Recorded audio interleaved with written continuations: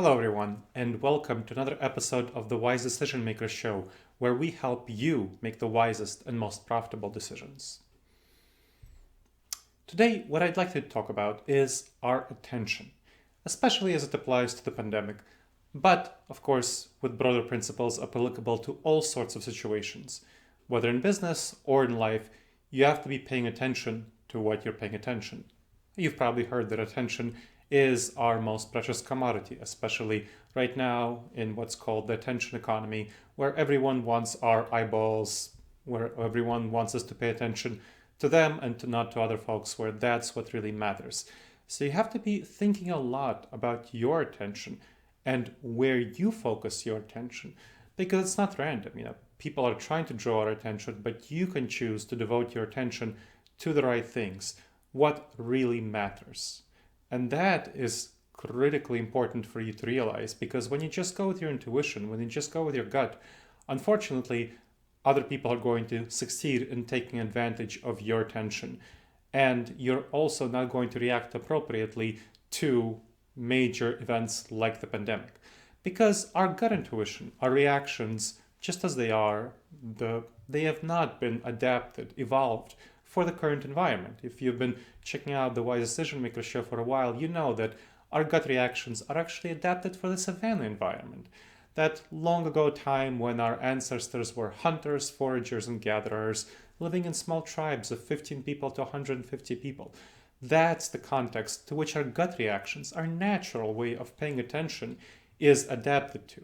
And if you don't learn that, if you don't pay attention to what you really should in the modern world, if you just go with your gut, if you go with what's comfortable, which the vast majority of people do, then you're going to get yourself in a heap of trouble, as so many people got themselves in a heap of trouble with not paying attention to the pandemic effectively.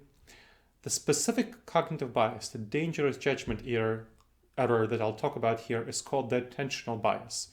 The dangerous judgment errors come from the specific ways that our mind has evolved over time and the way it's structured right now.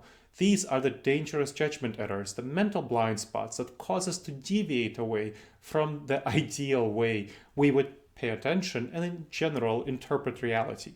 We don't interpret reality well. We don't interpret reality accurately, truthfully, just because of how our brain is wired, just because of that savanna environment.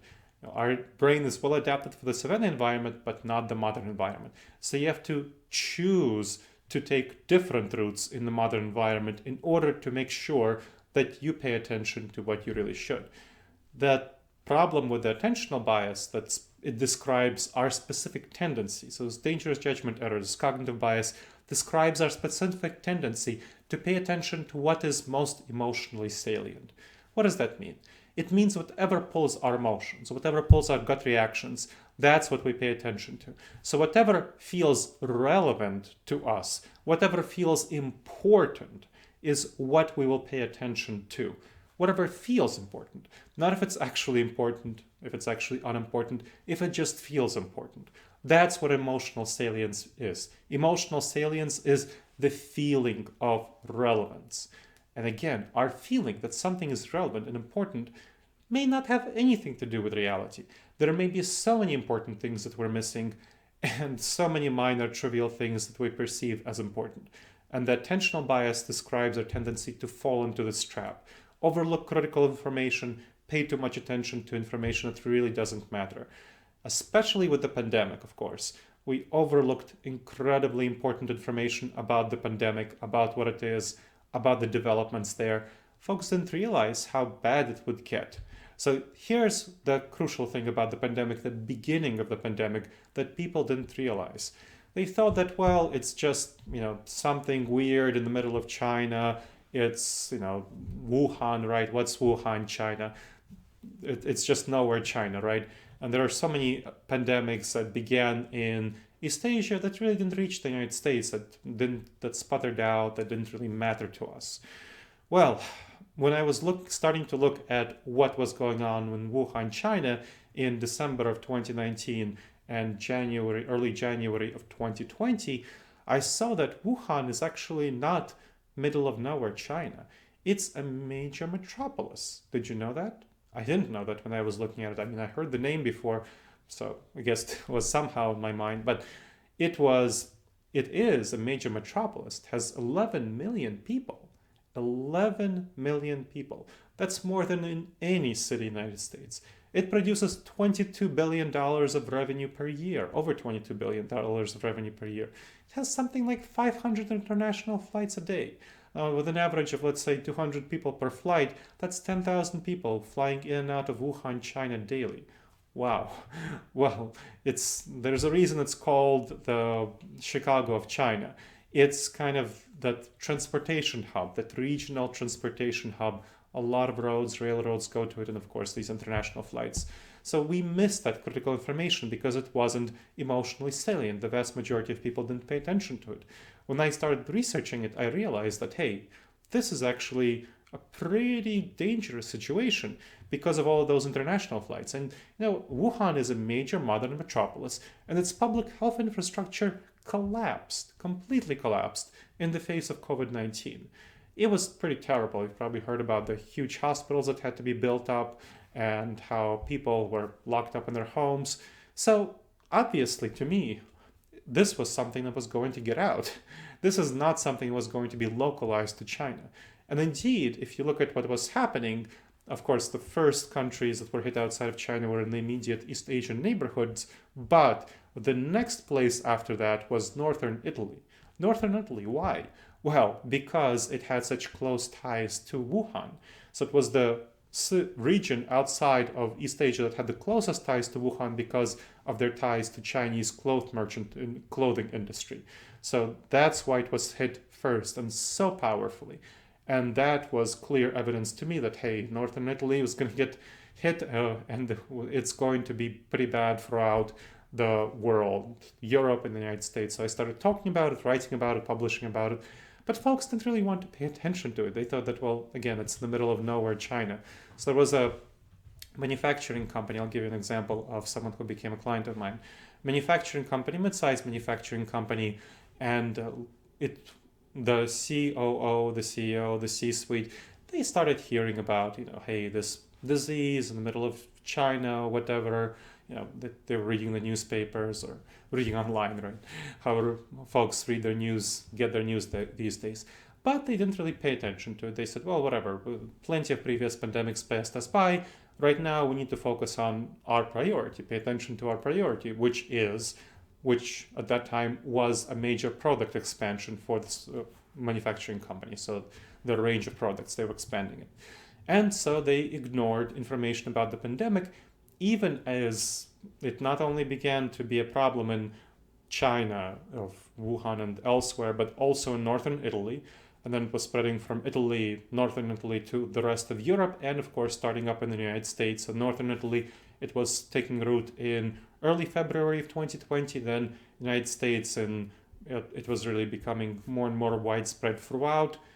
Late February was declared a national emergency in mid-March. And in early March, they still were, when it was clear it was going to be an issue, they were still not doing much about it. They were just going about their business, looking at the product expansion plans, not really even looking at their business continuity plans and adjusting them to address the situation. They were kind of like Elon Musk, the major industrialist, entrepreneur, founder of Tesla, right, which is one of the biggest companies in the world. He tweeted on April 9th that, hey, this pandemic is not going to be a big deal, that it's just, overblown. And he tweeted on March 19th that, hey, there'll be close to zero new cases in the US by the end of April. Well, clearly he was very wrong. Unfortunately, the company that I'm talking about, their leadership was paying attention to folks like Elon Musk, who is a major model for industrial success, who they want to emulate. This was a manufacturing, to be clear, not simply mid-sized manufacturing startup. So they wanted to emulate that, and they were paying attention to him. They weren't paying attention to the CDC. They were kind of ignoring even the declaration of this emergency. And they didn't really pay attention to what was going on until suddenly their state declared a shutdown, and they had to immediately figure out what to do about this shutdown. So that was when they started paying attention to it. Clearly, their attention was off base. Clearly, they weren't paying attention to the right things. They should have, definitely in late February when it was taking root in the United States, they should have looked at their planning, and seen that the product expansion is not a good idea. They need to look at their contingency guidelines. So the COO of the company, how I found out about it, contacted me after watching a webinar that I presented on how businesses can adapt successfully to the pandemic and the post-pandemic recovery. And that was sometime, I gave that webinar in April, and he contacted me in, I think it was early May. So he contacted me, talked about the situation, and once we started talking, I found out that it was after the product expansion, their next plans, the company's plans, were to buy some automation equipment, which their competitors had bought, and they were kind of behind in buying, and they were like, well, we'll expand the product, and then we'll buy this automation equipment, which pretty quick could be bought pretty quickly, and their processes can be adapted to the situation pretty quickly. But they chose not to do that. And the COO actually went to the CEO, and as the pandemic was kind of rolling out, and saying, hey, maybe we should consider looking at this and prioritizing this automation equipment, because if we are forced to somehow have issues because of the pandemic, if some of our workers get sick, the automation will help us, right? Well, the CEO didn't want to hear anything about it, really wanted to focus on this product expansion. And that was a big problem, because they got really kind of screwed with the pandemic. They really should have adjusted their plans. So when the COO contacted me, we talked through the situation. We saw that it was still a quite viable option to get the automation equipment and replace a lot of their manufacturing needs, the workforce needs, not a lot, but a significant proportion, and enable them to work in shifts, do much more social distancing. So then we got in talking to the CEO and the rest of the C-suite, and eventually they grew convinced that, hey, we really need to put the product expansion on hold and shift our resources to buy the automation equipment. Fortunately, they didn't expend all of their resources for the product expansion. They only spent 30% of their resources. So they were able to shift much of the remaining resources into buying the automation equipment, installing it, and getting it up and going.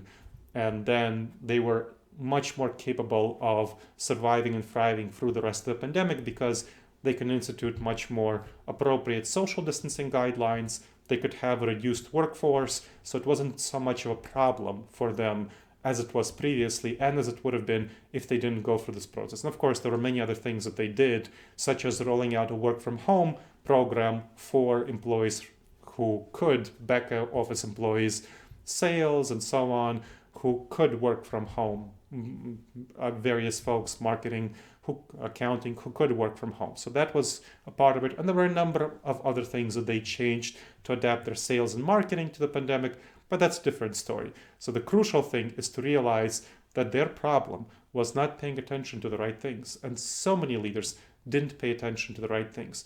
So you have to realize what you're paying attention to in the pandemic, and more broadly, think about where your attention is dedicated.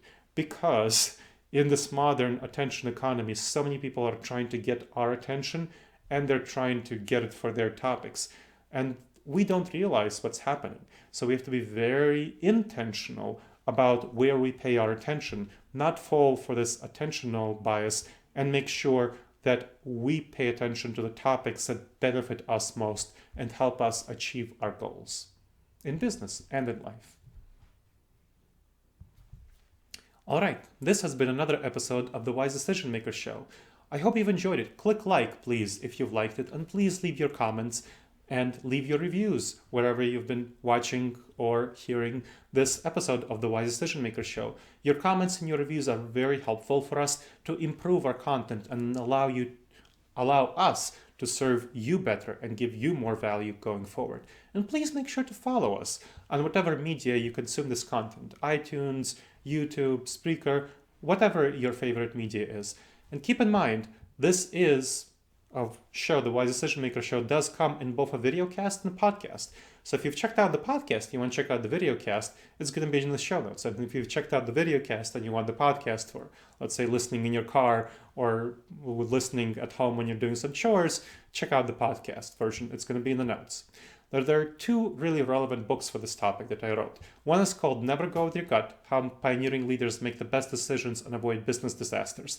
That's going to be, of course, about decision making, change management, risk management, all of these sorts of things that you want to make sure, to which you want to make sure to pay attention carefully. The link is going to be in the notes. It's going to be disasteravoidanceexperts.com/nevergut. And another book is called Resilience, Adapt and Plan for the New Abnormal of the COVID-19 Coronavirus Pandemic, which talks about adapting to the pandemic and the post-pandemic recovery, so post-COVID future. So make sure to pick that up. That's going to be at disasteravoidanceexperts.com/adapt. And of course, it's going to be in the show notes. And there's a free resource, which I think you'll really enjoy. It's called the Wise Decision Maker course. It's a free 8 video-based module course on making the wisest decisions in all areas of business and life.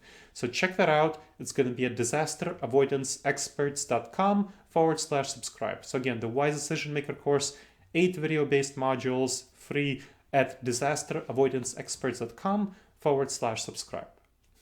All right, everyone. I hope you've enjoyed this episode of the Wise Decision Maker show and that it helps you make the wisest and most profitable decisions, my friends. Till next time.